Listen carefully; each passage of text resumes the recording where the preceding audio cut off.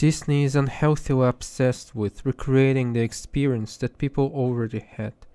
Disney wants people to feel exactly the same way that they did before, and on the way, many crucial for cinematography attributes are getting completely lost. The feeling of novelty and creative excitement just disappear into the void.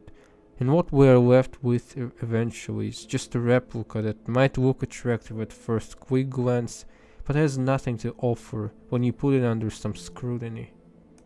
Just a biologically active additive, by no means an actual meal that the one can feed on and also feel quite satisfied. That is not what Disney makes. Disney manufactures the feeling of taste and not the actual taste. This is where cinematic wonder goes out the window.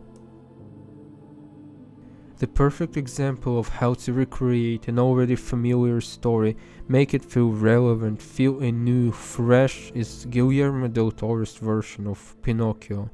Many people are already familiar with the character and the story, whether through the original book or Disney's adaptation from 1940.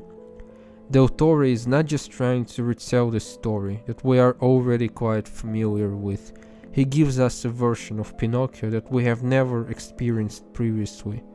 And now I will try to make a point why. Guillermo has a unique style and vision.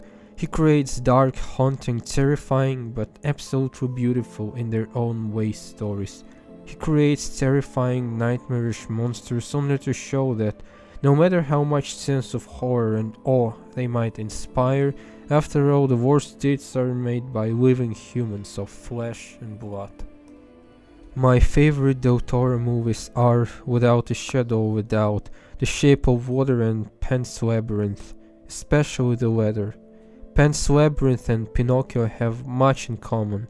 Both take place in Europe under fascist dictatorship. In Pan's Labyrinth it was Francisco Franco's Spain, while in Pinocchio it is Benito Mussolini's Italy.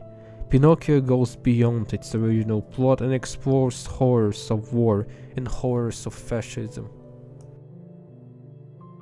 Geppetto's son Carlo dies at the very beginning of the movie because of an aerial bombardment by Austro-Hungarian forces during World War I. Years later, Pinocchio and Count Volpe travel across Italy with a puppet show glorifying Italian army, fascism and Mussolini's regime. We even get to see Mussolini himself. Pleasure Island here is replaced by a military camp for patriotic youth. Kids have to learn how to fight and kill for the honor of their country. They are robbed of their childhood and forced to face horrors of death at a very young age. This is way more terrifying than Pleasure Island, where kids are at least allowed to have some fun. At least for some time. One of the most spine-chilling scenes is when Pinocchio tied to a crucifixion by Count Volpe.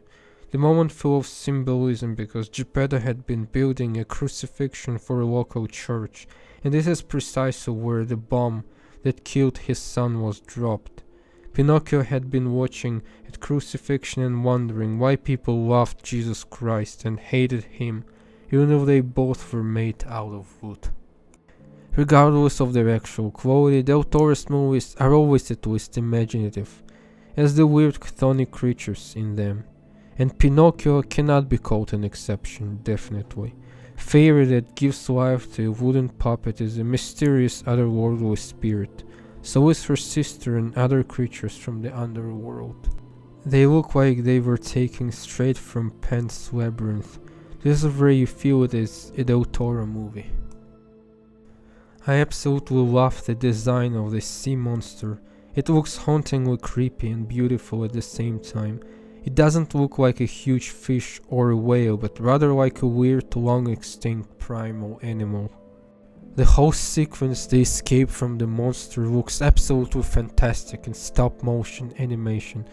I can't imagine how much intense work was in those several minutes. Guillermo Del Toro's Pinocchio is dark but hopeful. At the end, the story leaves you full of emotions and thoughts about life, and especially about death. Pinocchio doesn't become a real boy, so he can never truly die.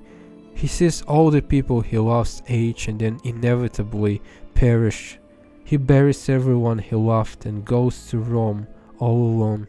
The ending truly did make me think about death, because inevitably we will all die, live and never return back again.